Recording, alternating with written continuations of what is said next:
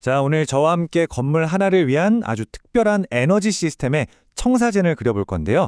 이게 뭐냐면 바로 8kW급 열병합 연료전지 시스템입니다. 이름은 좀 어려워 보이지만 아주 똑똑한 녀석이죠. 혹시 이런 생각 한 번쯤 해보지 않으셨나요?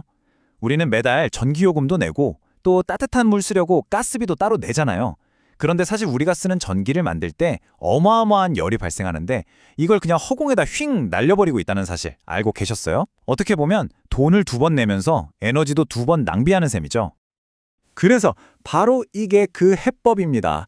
그냥 버려지던 그 뜨거운 열을 꽉 붙잡아서 다시 쓰는 거죠. 정말 우아한 방법 아닌가요? 목표로 하는 총 효율이 얼마인지 아세요? 자그마치 80%입니다. 이건 뭐냐면 우리가 넣은 에너지의 80%를 전기랑 열, 둘 다로 알뜰살뜰하게 뽑아 쓰고 낭비는 딱 20%로 줄이겠다는 뜻이에요. 좋아요. 그럼 지금부터 이 시스템을 우리가 직접 설계한다고 생각하고 딱 5단계로 나눠서 한번 따라가 볼게요. 먼저 왜 에너지가 낭비되는지 문제부터 짚어보고 해결책을 본 다음에 직접 계산도 좀 해볼 거고요. 그리고 이 기계 안에 뭐가 들었는지 뜯어보고 마지막으로 이걸 실제로 어떻게 설치할지까지 쭉 살펴보겠습니다. 자, 첫 번째 단계입니다. 에너지 투입과 낭비. 이게 바로 기존 에너지 시스템이 가진 근본적인 문제인데요. 아주 간단해요. 전기를 만들면 무조건 열이 생기거든요.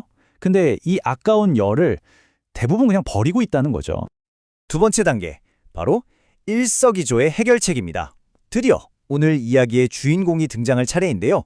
바로 열병합 발전, 영어로는 CHP라고 부르는 기술입니다.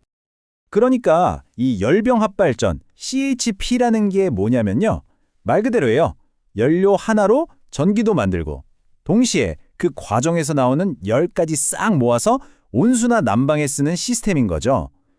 비유하자면 자동차 엔진이 뜨거워질 때 그 열로 히터 트는 거랑 똑같은 원리예요. 진짜 똑똑한 일석이조 전략이죠? 자, 이제 이론은 충분하고요. 설계의 심장부로 한번 들어가 보겠습니다. 세 번째, 바로 시스템 크기를 정하는 건데요. 이제부터 저랑 같이 간단한 계산을 좀 해볼 거예요. 수학 나온다고 벌써 겁먹으실 필요 전혀 없습니다. 정말 쉬우니까요. 같이 한번 보시죠. 자, 우리의 첫 번째 목표 아주 명확합니다. 이 시스템이 만들어내야 하는 전기는 안정적으로 최대 8kW. 이게 바로 전기 생산 목표예요. 기억해두세요. 8kW. 그리고 두 번째 목표는 바로 뜨거운 물, 그러니까 급탕 공급입니다. 하루에 얼마나 필요하냐면요. 총 1톤, 즉 1000리터의 온수를 만들어내야 해요. 자, 그럼 여기서 아주 중요한 질문 하나가 생기죠. 과연 8kW 전기를 만드는 과정에서 나오는 열만으로 이 많은 물을 다 데울 수 있을까 하는 점입니다. 이 질문에 대한 답을 지금부터 찾아가 보죠. 자, 계산 한번 보실까요? 이거 뭐 복잡한 거 아니고 그냥 간단한 물리 시간이라고 생각하시면 돼요. 물 1000kg, 그러니까 1톤을요. 차가운 15도에서 우리가 원하는 따끈한 65도까지 총 50도를 올리려면 에너지가 얼마나 필요할까? 이걸 계산하는 거예요. 물의 양에다가 비열, 그리고 온도 변화, 이 세 가지를 그냥 곱해주면 끝입니다. 그랬더니 하루에 총 21만 킬로줄이 필요하다는 답이 나오네요. 자, 그럼 하루에 총 21만 킬로줄이 필요하다는 건 알았어요. 근데 이걸 24시간 내내 꾸준히 공급해줘야 하잖아요. 그럼 시간당으로는 얼마나 필요한 걸까요? 간단하죠. 그냥 24로 나누면 됩니다. 그랬더니 시간당 약 2.43kW의 열이 꾸준히 공급되어야 한다는 계산이 나옵니다. 이게 바로 우리가 넘어야 할 기준선이에요. 그리고 짜잔! 바로 이겁니다. 이 그래프가 모든 걸 말해주죠. 우리가 시간당 필요한 열은 2.43kW. 그런데 우리 8kW짜리 연료전지가 만들어내는 열은 무려 8.0kW입니다. 와, 필요한 양보다 3배 이상 많아요. 이 정도면 뭐 차고 넘치죠. 온수 부족할 걱정은 아예 할 필요가 없겠네요. 자, 이제 머리 아픈 계산은 다 끝났습니다. 네 번째 단계로 넘어가서 이 똑똑한 기계가 도대체 어떻게 생겼는지 그 속을 한번 들여다볼게요. 에너지가 어떻게 바뀌는지 그 과정을 보면 딱 4단계로 정리할 수 있어요.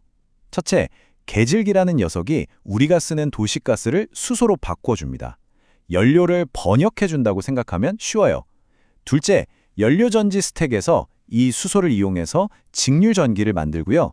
셋째, 인버터가 이 직류전기를 우리가 집에서 쓰는 교류전기로 변환시켜줍니다. 그리고 마지막으로 가장 중요한 열 교환기가 이 모든 과정에서 나오는 뜨끈한 폐열을 싹 잡아서 온스탱크로 보내주는 거죠. 물론 이것 말고도 꼭 필요한 장비들이 더 있습니다. 아까 계산했던 1000리터짜리 온수 저장 탱크가 있어야 하고요. 물을 계속 돌려줄 순환 펌프도 필요하죠. 그리고 이 모든 걸 지휘하는 두뇌, 바로 제어반이 있어야 하고, 또 가스 센서나 차단 밸브처럼 우리 안전을 지켜주는 시스템도 필수입니다. 여기서 특히 중요한 게 바로 저 저장 탱크예요. 열이 남을 때 잘 저장해뒀다가 필요할 때 바로바로 쓸 수 있게 해주니까요. 자, 이제 부품도 다 모았으니 어떻게 운전할지 전략을 짜야 합니다. 크게 두 가지 방법이 있어요. 하나는 건물의 전기 사용량에 맞춰서 발전량을 조절하는 전기 부하 추종 방식. 다른 하나는 온수 사용량에 맞춰서 조절하는 열 부하 추종 방식이에요. 근데 우리 시스템은 아까 봤듯이 열이 남아 돌잖아요. 그러니까 굳이 열에 맞출 필요 없이 전기 생산을 최우선으로 하는 거죠. 8kW 전기를 꾸준히 만들고 남는 열은 1000리터 탱크에 차곡차곡 쌓아뒀다가 쓰는 전기 부하 추종 방식이 훨씬 효율적이라는 결론이 나옵니다. 자, 드디어 마지막 5번째 단계입니다. 이제 머릿속에 있던 이 청사진을 실제 건물에 옮겨 심는 과정을 생각해 볼 시간이에요. 현실에서는 어떤 점들을 고려해야 할까요? 실제 설치에 들어가기 전에 체크리스트를 한번 보죠. 당연한 얘기지만 이 모든 장비가 들어갈 충분한 공간이 있어야 하고요. 또 연료가 들어오고 물이 순환하고 배기가스가 나가는 배관 길도 미리 다 설계를 해놔야 합니다. 그리고 제일 중요한 거 가스안전법규나 에너지 관련 규제처럼 법으로 정해진 기준들을 모두 철저하게 지켜야겠죠? 그리고 이건 꼭 기억해 주셔야 해요. 지금까지 우리가 한 건 어디까지나 기본 개념 설계라는 점입니다. 이걸 진짜 어떤 건물에 설치하려면요. 그 건물이 하루 중 언제 전기를 많이 쓰고 언제 온수를 많이 쓰는지 그 생활 패턴을 아주 정밀하게 분석하는 작업이 반드시 먼저 이루어져야 합니다. 자, 오늘 설계 여정을 마무리하면서 이런 상상을 한번 해보면 어떨까요?